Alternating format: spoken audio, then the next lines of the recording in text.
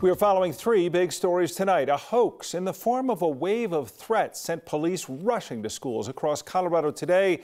It made for some frightening moments from Boulder to Fort Morgan to Durango. Plus, prosecutors reveal more about what they know about the suspect in the Club Q shooting, what their motive and background was. First, though, the dangerous conditions outside right now. The snow's been falling most of the day. These bitter, cold temperatures around zero, and it's not over yet.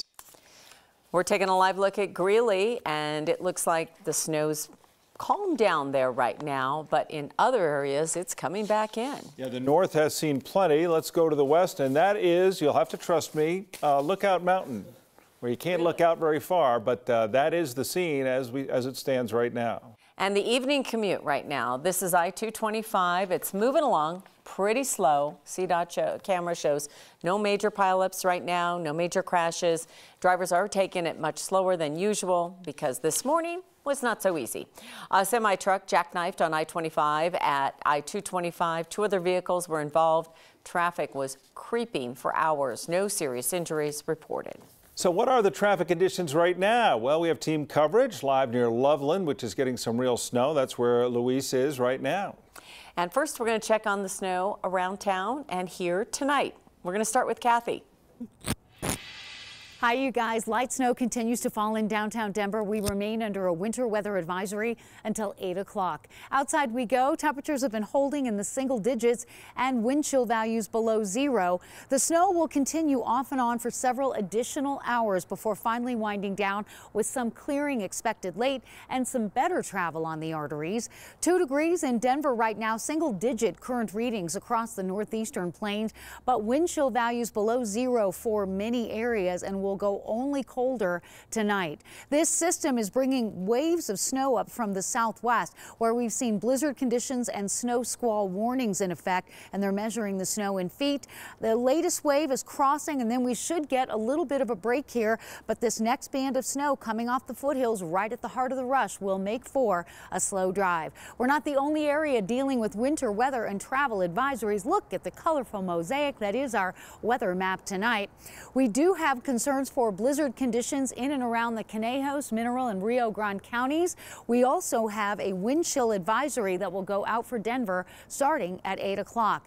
Additional light accumulation along the Front Range, but again in the high country, well over a foot of snow for many areas. That wind chill advisory means wind chill values could go to 20 below tonight, so please remember pets and yourself. We'll see the snow continue for another hour or two, and then we'll start to see it wind down a little bit. And while it is not going to be a warm day tomorrow, it will be a drier day, and I'll have details on the warmer weather trend coming up in just a few minutes. Thanks, Kathy.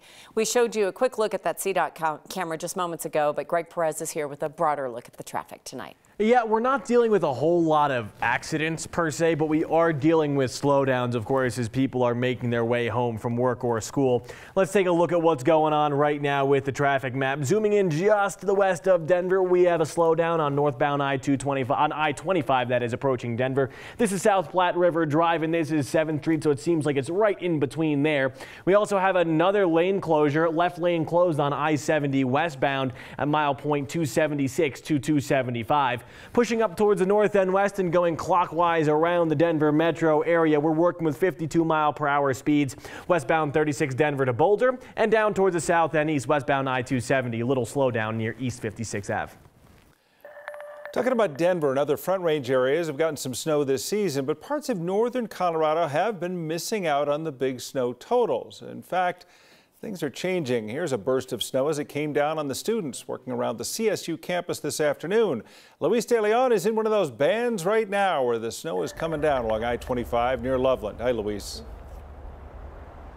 Hey, Tom. Yeah, we came to you at around 4 o'clock, and I was really optimistic that I would have a pretty decent drive home, but now, as you can see, the snow is really falling. I can barely see the drivers anymore really in the distance at this particular part of I-25 as the snow rolls in. I will say we are at the exit that you get off to go into Loveland on Highway 34. That's the particular spot that we're near right now. Haven't really still seen too many like crashes or anything like that. Not too many backups in this particular area, but please, if you're going to go out, first off, stay home if you can, but if you are going to go out, take it slow. So hey, we caught up with the assistant state climatologist, Becky Bollinger, over at the Colorado Climate Center at CSU. She says places like Littleton, where we are, and a little bit more north in Fort Collins so far have seen below average snowfall totals this season, but adds that, of course, it just takes one of these big snowfall events to drive those averages back up. While she does call this snowfall event pretty typical, the general snowfall is good for potential droughts in the coming months. In one sense means it's keeping us out of drought. In another sense, it's not really one that's, people are going to talk about years from now.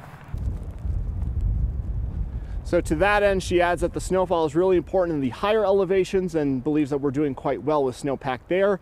Areas of concern, she says, right now is in southeast Colorado, specifically the mountains that feed into the Arkansas basin. They could use some more precipitation.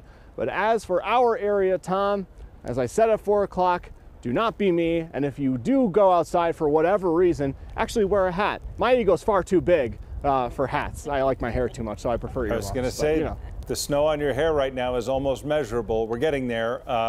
Get in the car. Thanks for joining us. Hang in there. All right, Luis De Leon up near Loveland. It is very scary. In the background, you can actually hear shots being fired.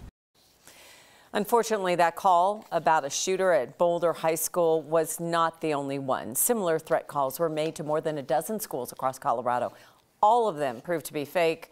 We have learned there have also been hoax calls to many other West Coast states within the last week. We've got team coverage of the threats and the tolls they took on the Colorado communities today. And we start with Cole Sullivan live with the extensive search that had to be done after Boulder got that call today. Steve Steger will be along looking back at previous incidents and the trouble caused by the fake calls.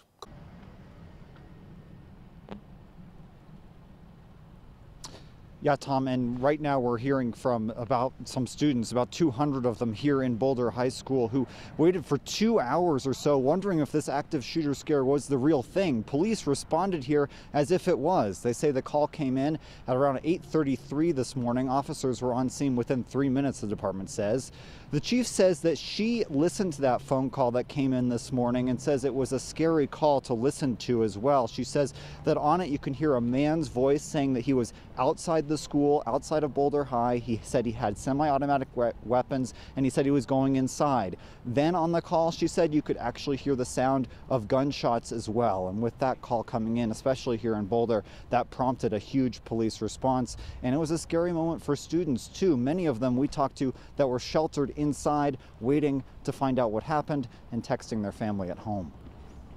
Texting my parents, just saying like that I love them and all that, like not knowing really what was going to happen. That student and others were reunified with their families later this morning, I should say, at an off-campus site back here out at the school in Boulder. The classes were canceled for the day today. After school activities canceled as well. No sign that anything was amiss here besides that phone call. But this was just one of several calls that were sent to school districts across the state that has federal authorities investigating right now. My colleague Steve Steger has more on that. Steve? Yeah, Cole, we're no strangers to the worst case scenario here in Colorado. And when it comes to these situations, law enforcement have to respond just like that. Schools across southern Colorado dealt with this just 6 months ago, and a resource-heavy response that schools across the state felt again today. There was a male voice, and that they said they were outside of the school, and that they had a bomb and a AR-15. That was enough to kick every police officer in Brighton into gear to get to the high school this morning. When a call like this comes in, it's all hands on deck. All that police power for nothing. We can't assume that, that this is just another one of those fake calls. We have to respond the way we do. They have to do it.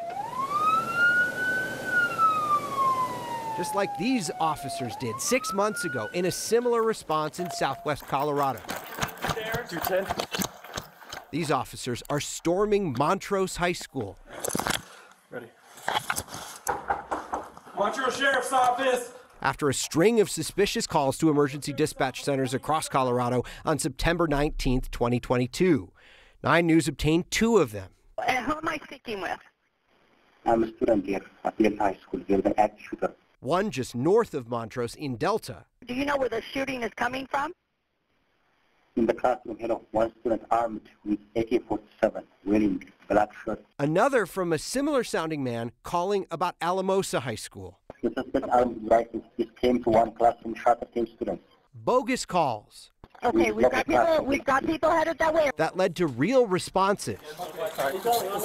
It impacts our manning and our staffing, our ability to do other things, probably like no other call does. Now another investigation begins after a string of similar calls. Seeing whoever did this and how this occurred and holding those people accountable, that's, I think, the next step with us.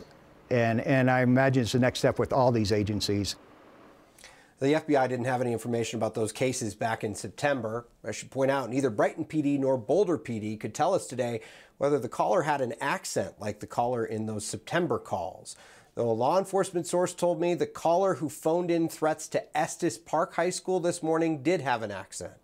That said, you can imagine these cases are incredibly complex to try to investigate, Tom. You've got to try to sort out a call that came in that may not have been recorded in some cases. So they've got a lot of work ahead of them. Yeah, and at the outset, you have to presume that it's legitimate, and that sends everyone into a bit of chaos. Steve, thank you. There's a lot of new information as far as the Club Q shooting from the courtroom today, where a police detective says the suspect ran a neo-Nazi website. Matt Jablow has the latest from Colorado Springs next.